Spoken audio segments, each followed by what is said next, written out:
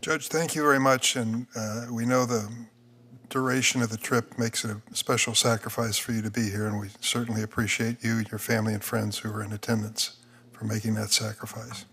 I'm going to start the round of questioning, 5 minutes for each member. Ms. Hill, most members of Congress who have tribal representation in their states understand this whole issue of tribal sovereignty and the fact that you could have served as Attorney General for the Cherokee Nation. Could you summarize in a few sentences the difference or the challenge that you faced with that responsibility?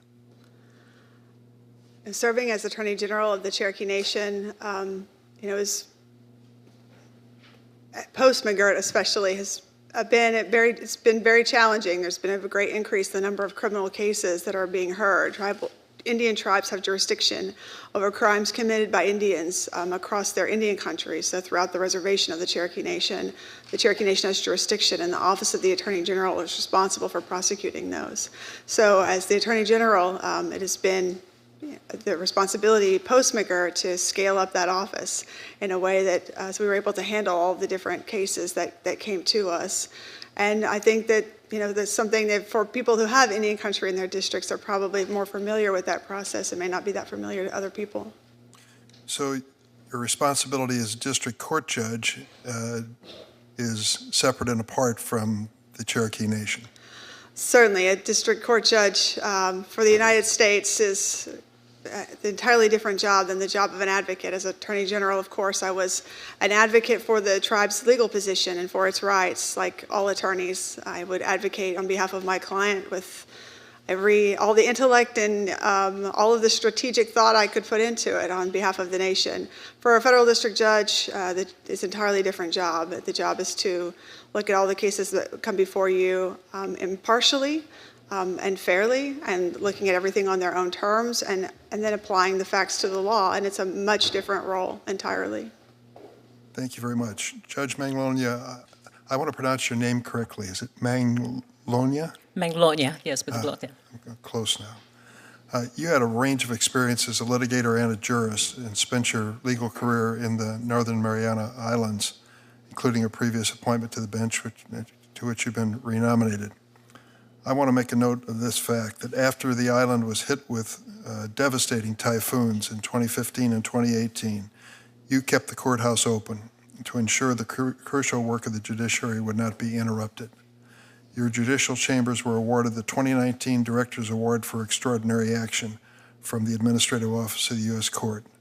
How have your experiences equipped you to continue serving that unique need in the Northern Marianas?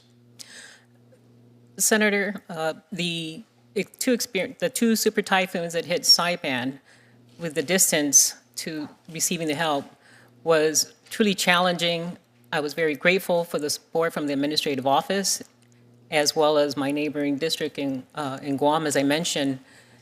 The experience that I've gone through made me stronger in regards to being creative in how to deal with challenges. And I actually, from our initial experience in 2015, some of the other districts that then suffered other natural disasters in other parts of the country were able to avail of some of the lessons that we learned. And I believe all this experience is going to ensure that should there be another disaster or calamity, I will be so well prepared to maintain or keep the courthouse doors open to ensure that people's constitutional rights are still addressed. Well, congratulations to you on that effort. Thank you. Mr. Russell, while reviewing your record, I noticed you've been representing U.S. purchasers in a putative class action against the manufacturer of a breast cancer drug called Herceptin. The plaintiffs in the suit contend the company falsely labeled vials of the drug so that the purchasers regularly received less of the active ingredient than they thought they were receiving. Can you tell us about your work in that case and what specific claims the class is raising? Senator, the plaintiffs in that case, it's a putative class action. It's also a multi-district litigation case. And the claims are breach of warranty, fraud. There are several different claims relating to the lack of Herceptin that is showing up in the vials over a historical period of time. And so the claims are that the doctors' offices having to administer the Herceptin were required to open additional vials at cost and loss each time that they administered Herceptin to a breast cancer patient. I'm a little familiar with that issue because we've had the opposite be the case as well, that drugs are put in containers far greater than necessary for the ordinary dosage, and many of these very expensive drugs end up being surplus and thrown away. So labeling and handling and bottling is a critical element in making sure that the American consumer is treated fairly. Thank you very much. Senator Graham? Thank you. Yes, Ms.